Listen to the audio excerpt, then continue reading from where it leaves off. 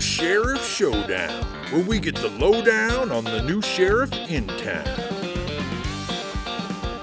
Hello again, and welcome to Sheriff Showdown, where we get the lowdown on the new sheriff in town.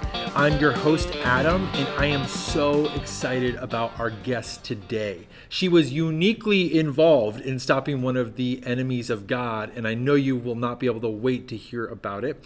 But before I introduce you to her, I want to introduce you to our sponsor. Today's show is brought to you by Feely Good Nose Hair Strips, for when you no feely good. Men and women of a certain age can develop substantial nose hair that restricts airflow and makes you no feely good. Well, the Feely family has a stick and rip philosophy to nose hair removal, and they have applied that to these nose hair strips. They are the most aggressive adhesive on the market today, and they can clear out the worst hair buildup in nostrils no matter where or when.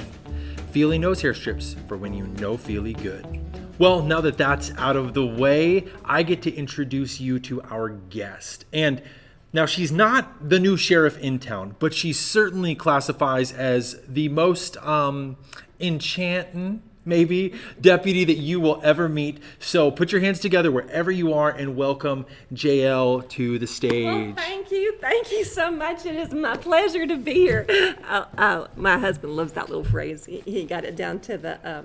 what's that chicken store that they do? I always say, my pleasure. That's we like that. Yeah, Chick-fil-A. That's Chick-fil-A. I Yeah. think they're from the South. You're already speaking my language. Yeah. Wow. Well, thank you. Do you mind if I just take a couple things out of here? No, I like to just kind of make yourself at always home. bring something warm to drink because you just never know when you're going to get thirsty. And I got my knitting needles here. That's an interesting and smell. yeah, all of this. Wow.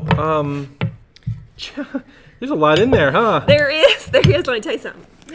I have taken up whittling because I like to keep my hands busy where it would be with my knitting or with my whittling or whatever. And I've taken up whittling, and it's just so soothing. You just get there and see that, just see all that wood coming off there like that. And it's nice to be useful in it. So one of the things I whittle is I've been taking up whittling tent pegs. We're always out of tent pegs. So anyhow, it's just a little something I can do. Keeps me busy, soothes my soul, and it's useful, and I like being useful. Yeah, and you can learn anything on YouTube these days. It's amazing. So what everyone's going to want to know is you played this unique role in the story, but I think to give some backstory, how did you even end up where you were in the path of all that was happening?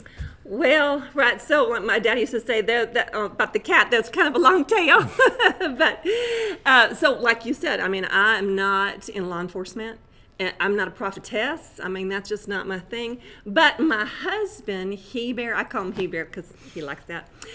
His family was in the ministry. In fact, his daddy's mother's cousin, twice removed on her mother's side, was actually related to Moses. Okay, yeah. Yeah, through marriage. Celebrity, that's amazing. Yeah. So they're good people, salt of the earth people, really good people. But my Heber, he's a little bit of a rebel, being from the South, because we're from the South, you can probably tell. So he's a little bit of rebel, kind of colored outside the lines a little bit. And so one thing, another, to tell the truth, I don't know the whole story. I don't think anybody actually knows the whole story. But suffice it to say, he had some unfortunate associations, and his family just kind of encouraged him maybe he should relocate elsewhere. And so one day my folk came to me and said, Jael, you ought to move away from there. So we loaded up the truck, and we moved on up, and that's how we came up. So if I'm right, you guys ended up kind of right on the border of Canaan and Israel. Now, they weren't great neighbors, if I remember right. So, how did you guys settle in? What was that like? Yes, sir. We came up, and you're right. It was difficult. When you're from parts unknown and you come into new area, we didn't know anybody, y'all. We didn't know soul up there. So we got this little place, this cozy bazaars. We liked it. And my husband, he very cast about to find more friends, and he took up with this man who was also from parts unknown, and his name was Sesera. I call him Sesera. Anyways, he took it with Sisera, but come to find out, this Sisera was the commander-in-chief of the whole army. Whoa. Yeah, but wasn't our army, though. Oh. Yeah, that was unfortunate. And he's ugly, he's kind of bully, and people don't like that. And I don't like that. No. So you guys are established in Canaan. Heber, as you call him, makes this friend, but then Israel goes to war with Canaan, and you guys are kind of stuck in the middle, and then all of a sudden, trouble is on your doorstep. How did that happen? I know, and it's kind of surprising that I would be the person to do anything about it, even. Oh, absolutely. Because, probably the boldest thing I ever do is, stab that little juice box with the little Sharpie straw that comes with it. But, sometimes events conspire to just bring things to your doorstep, and you got to do something about it. And sometimes you have to bury the hatchet, and you just got to say no, no more. And so that's what I did. Wow. Yeah. So Sisera, from what I've heard, he's this big macho commander of the Canaanite army, and you are. Yes, sir. Not yes, sir. That. What happened? How did you end up kind of making sure things stopped where they did? Yes, sir. And again, another long tale there. But I'll tell you one thing. My daddy always taught us kids, when you have an enemy or somebody being ugly, that sometimes the best way to handle that is just to kill them with kindness. And so that's what I thought I was going to do. So I'm standing there on my porch, and I'm looking down the road, and here comes Sisera coming up the road toward my house. And I'm thinking, Jael, girl, what are you going to do about this?